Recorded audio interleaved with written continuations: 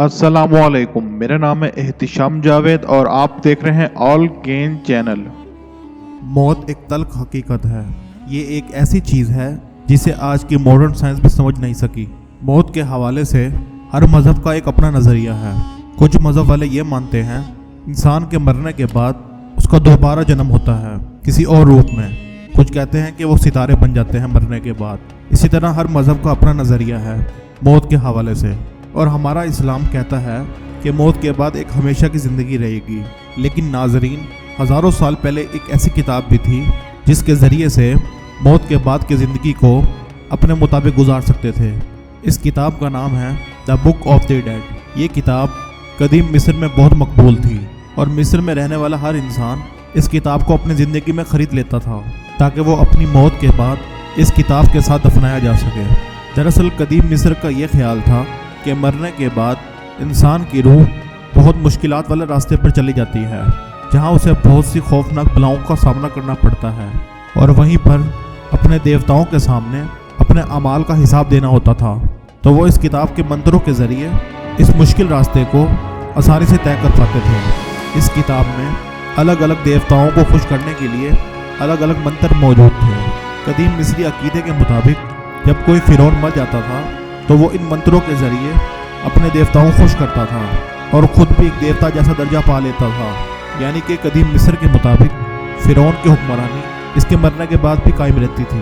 سب سے عجیب بات تو یہ ہے کہ اگر کوئی دیوتا ان سے راضی نہ ہوتا یا خوش نہ ہوتا تو انہیں ڈرانے کے لیے بھی منتر موجود تھے۔ اصل میں ان منتروں کا اصل مقصد یہ تھا کہ مرنے کے بعد مختلف بلاؤں سے محفوظ رہنا، اس کے آخری سفر میں اس کی رہنمائی کرنا، اور دیوتاؤں سے کیے جانے والے سوالات کے جوابات ان منتروں میں موجود ہوتے تھے۔ سن 2000 قبل مسیح تک یہ منتر اتنے مشہور ہو چکے تھے کہ انہیں کتاب کی شکل دے دی گئی، اور ہر مصری کو اس کتاب کے ساتھ دفن کیا جاتا تھا۔ وہ اس کتاب کو اپنی زندگی میں ہی خرید لیتا تھا اپنے پیسوں سے، تاکہ مرنے کے بعد کوئی مشکل پیش نہ آئے۔ آج کے دور میں اس کا قدیم نسخہ برٹش میوزیم آف لنڈن میں موجود ہے۔ تقریباً 78 فٹ لمبی پیپرس پر لکھی یہ کتاب 13ویں صدی قبل مسیح میں تخلیق کی گئی تھی۔ اس کتاب کے مطابق مرنے کے بعد اس کے جسم کے اندر سے ہر چیز نکال لی جاتی تھی سوائے اس کے دل کے۔ ان کا عقیدہ تھا ہمارے دل میں ہر اچھے اور برے اعمال محفوظ ہوتے ہیں، اس لیے اس کو دفن کر دیا جاتا اور دل کی جگہ پر ایک تعویذ رکھا جاتا تھا۔ اب اس کی روح مشکل راستوں کو طے کرتے ہوئے، مثال کے طور پر آگ کا دریا اور خوفناک بلاؤں سے گزرتے ہوئے اپنے دیوتا تک پہنچتی تھی۔ یہاں پر اسے اپنے مختلف دیوتاؤں کے سوالوں کے جواب دینے پڑتے، اپنا حساب کتاب دینا پڑتا، اور یہ کتاب اسے یہاں پر مدد کرتی۔ تو جب ان کا دیوتا ان سے پوچھتا کہ تم نے کون سے برے کام کیے تھے، تو اس کا دل ان کے عقیدے کے مطابق ہر برے کام کے بارے میں بتا دیتا تھا۔ اب وہ جو تعویذ تھا وہ اس لیے رکھا گیا تھا دل کے پاس، تاکہ جب دیوتا ان سے ان کے برے کاموں کے بارے میں پوچھے تو اس تعویذ کی مدد سے وہ کوئی بھی بری بات اپنی نہ بتائے دیوتا کو، اور یوں سوال و جواب دیتے ہوئے وہ اپنے آخری دیوتا تک پہنچتا، جس کی شکل بھیڑیے جیسی ہوتی تھی۔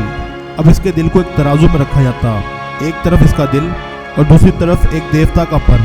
اگر اس کا دل اس پر سے ہلکا ہوتا یا اس کے برابر ہوتا تو اسے جنت مل جاتی، لیکن اگر اس کا دل اس پر سے بھاری نکلتا تو اسے ایک خوفناک جانور کے سامنے پھینک دیا جاتا، اور اس کا شکار ہونے والی روح ہمیشہ کے لیے مر جاتی تھی۔